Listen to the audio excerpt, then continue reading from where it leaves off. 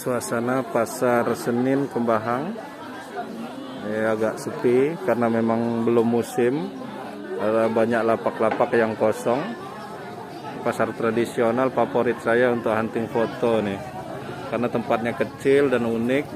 Banyak ibu-ibu masih memakai bakul, kemudian pakai sarung hinjang sebagian, walaupun tidak semua. Lapaknya juga masih tradisional sekali. Ya, asik di sini. Setiap hari Senin di Kembahang. Ini yang punyanya ini nih, Akamsi-nya nih. Nah, ini kita ketemu nih sama Akamsi juga.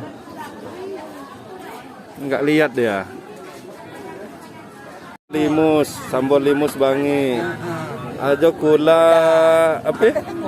Kula ngerok. Ajo bawang ganda.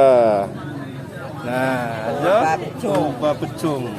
Disambal bangi aja. Sambal bangi. Mantap. 5 apa kilo jong? 5 telui. 5 talui.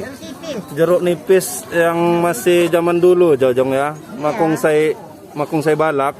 Masih balak soalnya ada kawinan. Iya, ada kawinan ini. Jeruk nipis asli.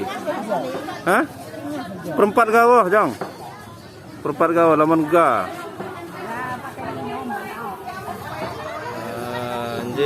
Ini kual.